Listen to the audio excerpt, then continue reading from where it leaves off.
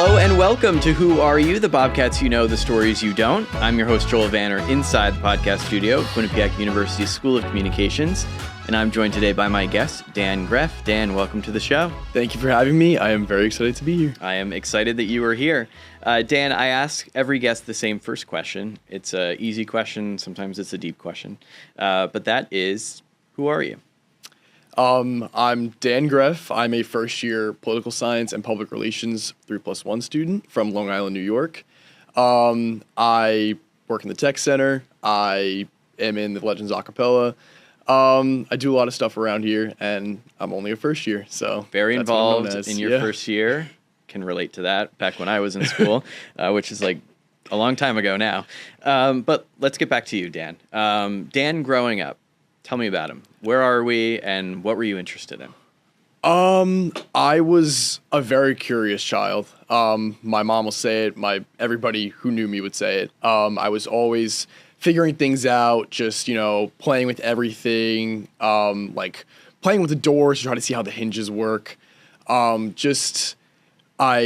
wanted to know everything. And I got involved with technology at a very, very young age. Not even just like I'm on an iPad and I'm just watching videos. Like I was like learning how to fix things, fixing printers at my elementary school. Did you ever take one apart that you couldn't fix? Or were you always just fixing them? Honestly, I have gotten too curious to the point where I've taken something apart and been like, ooh, how do I fix that? But anytime like my third grade teacher needed me, she'd be like, oh, like my tech guy, like come here, help me. And I was like, I'm literally 8 years old fixing a computer right now, trying to do whatever that, and obviously it could just also be a generational thing, but still just from that young age, I always wanted to learn. That was my big thing. And political science and public relations, your two major programs that you're in here at Quinnipiac. Political science came into your life in an interesting way when you were 9 years old, right? Tell us about that time. So I never really was into that kind of stuff, and I remember it was election night 2016,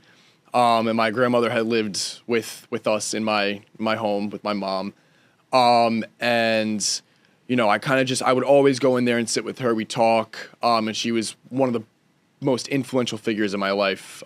Miss her dearly, but we were just kind of watching the news, and everything was unfolding, and that was a crazy night because I remember waking up the next morning and it was kind of like, oh, that was longer than usual. But I had school the next morning, so I had to go to bed early. But she was just kind of telling me about how everything works, who the candidates were. And it really just kind of piqued my interest. And now every time I think about politics, I think about her and, how she kind of got me into that. And, it's just a nice thing to have that reminds me of her, that I carry with me every day. And here at Quinnipiac, you're able to explore that academically. We'll get more into that later. Public relations, the other program that you're in, how did you know that public relations was a space you wanted to explore in college? Was it also something that you kind of picked up in growing up? So no, actually. So that was my first major coming into here was public relations.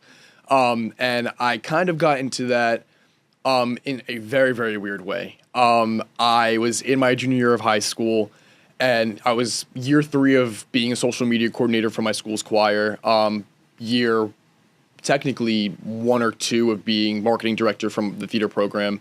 So I had been playing around with social media, making posts, designing stuff, doing a lot of community outreach.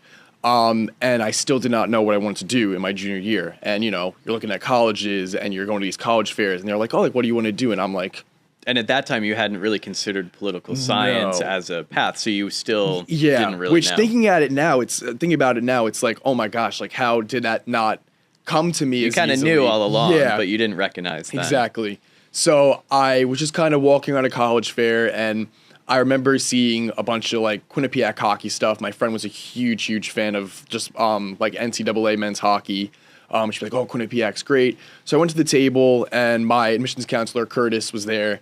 And, you're kind of, so I was like, I don't know what I'm going to do. I was like, I don't know what I want to study. I don't know what I want to do with my life. I was like, I'm so lost. And he was like, well, do you like talking with people? Do you like talking to people? Like, what's that kind of thing? And I was like, I'm a social media coordinator here for my school's choir. And I was like, I like talking with people and kind of just like doing that kind of stuff. And he goes, look at public relations. And I did a little bit of digging that night, and I literally had unlocked a huge part of my identity that I didn't realize. I didn't realize that was called public relations. I didn't realize that was what I wanted to do.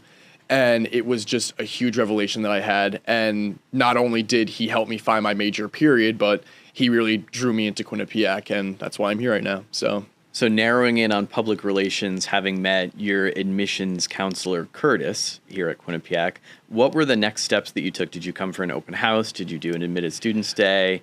What did you do to experience the campus? So, oh my gosh. I came here at that point. I think I had met Curtis. He came to my school a few times, actually. And every time he was like, did you schedule an open house meeting yet? Or like come to visit or anything like that? And my mom and I were like, no, because my mom is very busy. You know, she's always working. I have a really packed schedule. I had a packed schedule in high school. We didn't really have time. And my mom's biggest concern was the second you walk onto that campus, you're not going to want to leave. So she knew from everything we learned, she knew that it was this was the place. And she was so afraid that once I stepped there, I wasn't going to look back. So me and my mom visited Quinnipiac in November of my senior year, and it was the second college visit that I'd been on. The other one was a more local college back at home, and it was just so much different than any other open house experience. It was such a beautiful view. It was everything I could have imagined in a college, and so that was my first experience. And then I was just kind of like looking on the website, like, okay, when's the next time I can come here? And I was looking at, what was it? Like, there was the admitted students day, which was more towards, April. But it was just like, there was so much. There was the academic exploration days, the Bobcat for a day. Did you do the Be a Bobcat for a Day program? Yes, I did. I did it, and that was the moment for me stepping on campus that I was like, yeah, I want to come here. What was your experience like in the program? That it was so much better, dare I say, than any of the other experiences that I had here with admissions. Just because I got to really sit with a current student, and she showed me every nook and cranny of the entire campus. And like admissions, they kind of take you to the commons and to most of like the prominent spots on campus. But I really got to see every inch of the campus with my Bobcat. And I was already committed at that point, but just being able to kind of experience student life on that kind of level was so monumental for me. And I actually have a class with my Bobcat now, so it's really a full circle moment. And I've been giving Bobcat tours as well. I signed up and I was like, I want to do that. I want to be that person for somebody else. Now you're being that person for somebody else. I too, I did Q30 Television, the on-campus student-run television station with my Be a Bobcat for a Day. Aya Gallay, shout out to Aya. That was awesome. So clearly, after you chose Quinnipiac, you came to campus at every opportunity, took advantage of the different ways to make sure this was the right decision for you. But tell me about actually coming here for first-year orientation. What was that process like? What was your experience? What should anyone listening who may be going through first-year orientation, what should they look forward to expect? One thing was I was in the middle of that huge heat wave. So we had a lot going on. It was very hot out, but they still made it such a great experience. Really just going into it, I was a little nervous. It was an overnight stay. I was like, I want to be with people I don't know. It's kind of like experiencing the first overnight at the school I'm attending. Like, that's crazy. Like, I chose it, now I'm here for orientation, and now I'm going to get a real feel for what it's like. So I was very nervous going into it, but I met so many people. I talked to everybody. My orientation leaders, Sarah and Allie, they were fantastic. I still talk to them now. But just kind of anyone listening, if you're going to come here, you're going to go into orientation, just kind of come in with an open mind to really talk to everybody, because everybody there, all the first years, they're in the same exact boat as you are. You're all kind of nervous. You're like, oh my gosh, this is my college orientation. I was just in 5th grade a moment ago. Why am I here?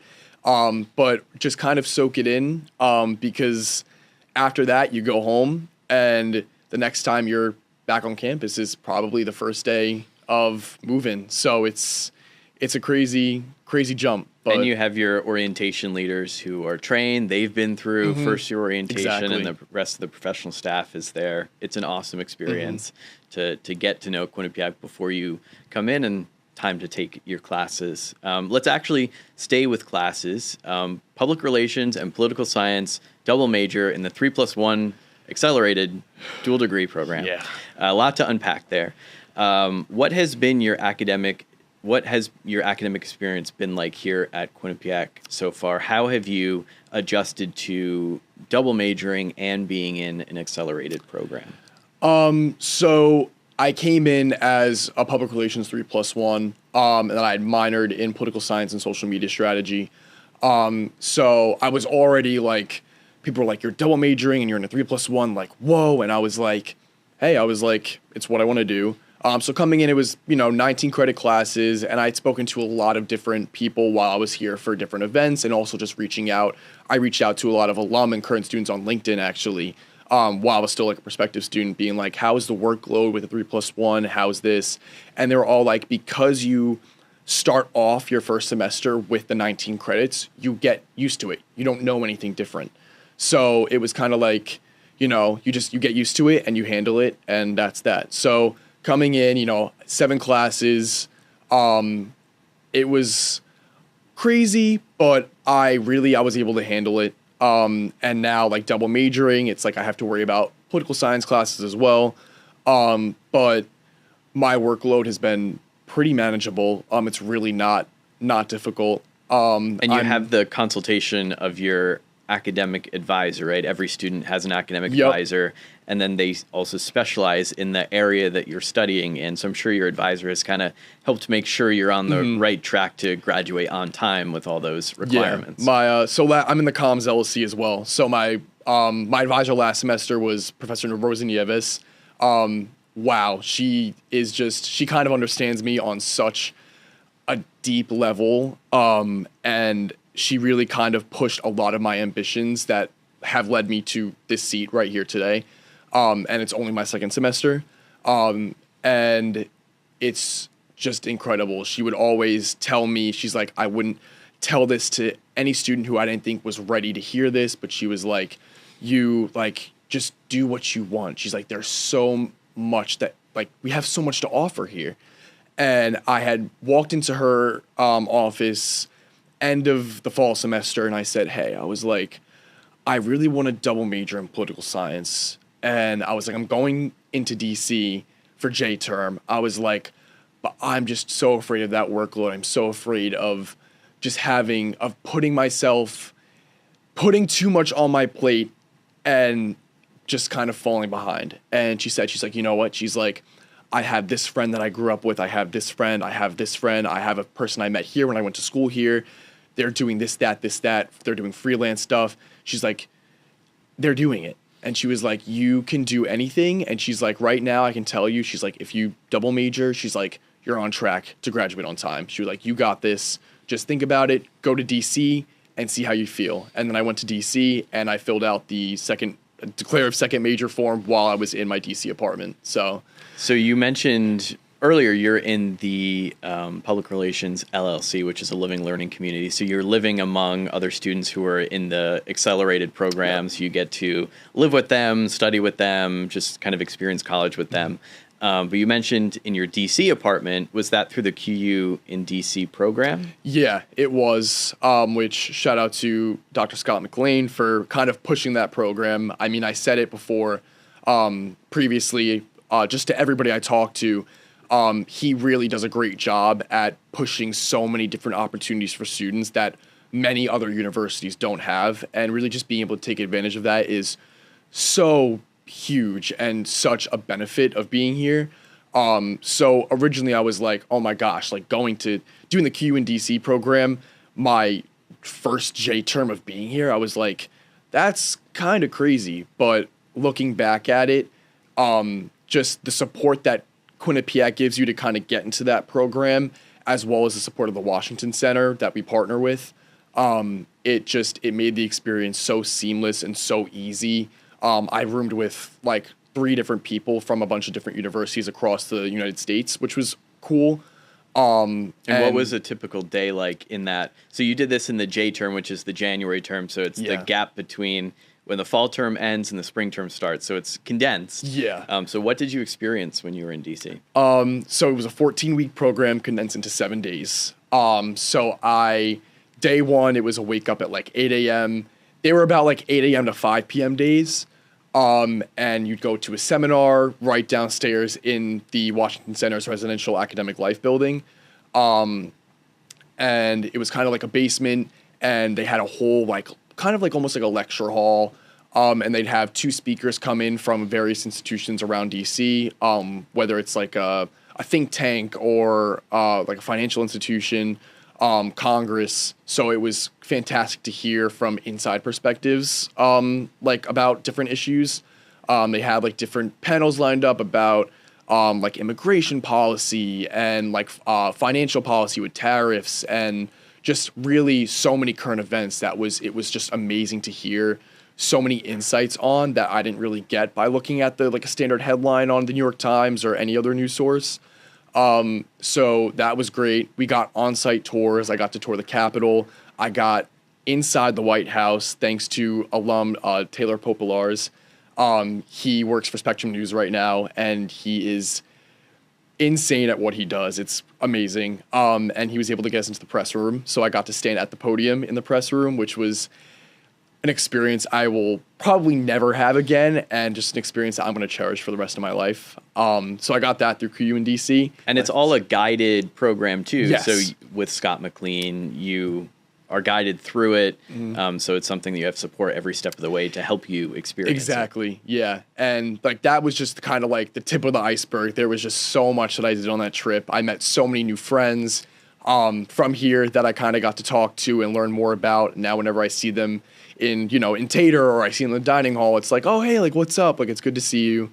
But I also had 2 faculty advisors on that trip, Dr. Candace Travis and Dr. Genevieve Quinn.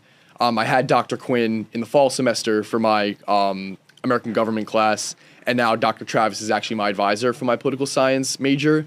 So getting to connect with them further and kind of talk about, like, just hearing their perspectives. They both have PhDs in this field, and we're in DC with them, and they're telling us about this and that, and we pass a historical site, and they give us kind of a background. It really made the learning experience so much deeper than just we're visiting this and we're learning about this. It was really like just so hands-on, and I want to go back. It was such a great experience. The experience of the faculty here at Quinnipiac is something you'll find across departments and courses, and that they choose to come back and teach students now is really special. All of that, you've done all of that, and it's not even the end of your first year yet here at Quinnipiac. How have all of those experiences helped you grow so far? And with that, looking back, what would you say as a piece of advice to someone who's like, I want to be as involved as Dan, but maybe it seems a little intimidating to them? So one thing about me is that I have always been so introverted. And right now I'm sitting here, and anybody listening is probably like, what is he talking about? Like, introverted. But I was such a shy person. I would have a nervous breakdown anytime I had to speak to somebody I hadn't met or speak in front of a crowd. And being here has pushed me to literally step so far outside my comfort zone that I look back and I'm like, is this the same person? Like, am I... Personal growth in that way. Yes, exactly. And it's like, it sounds so cliche every time I say it, but it's really just so insane how the opportunities that Quinnipiac presents really do push you to grow and be your best self. One of my friends, she's a senior, Becca Hike, she told me, she was like, she's actually the PC, performance coordinator for the Legends Acapella, and she kind of pushed me to join. She wrote in a letter to me after our first concert. She said, "You are the definition of what it means to unleash your ambition."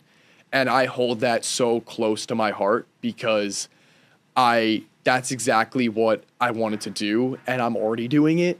So just the growth that I've seen is incredible, to say the least. I'm very proud of myself, which is something that I I kind of just feel great about is that I'm able to be proud of myself.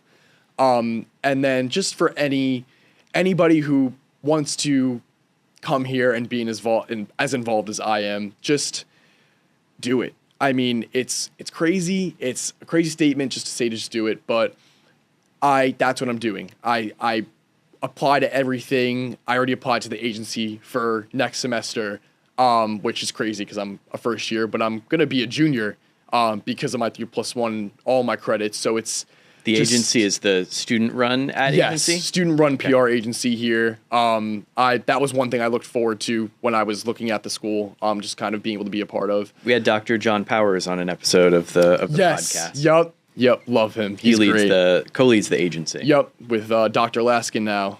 I think just Dr. Cisco had left, but yeah. So just anybody who is looking to come here and is nervous about, maybe getting fully into the water, just kind of dip your toes in and just kind of find out what you want to do, because we have so much, over 180 organizations here on campus.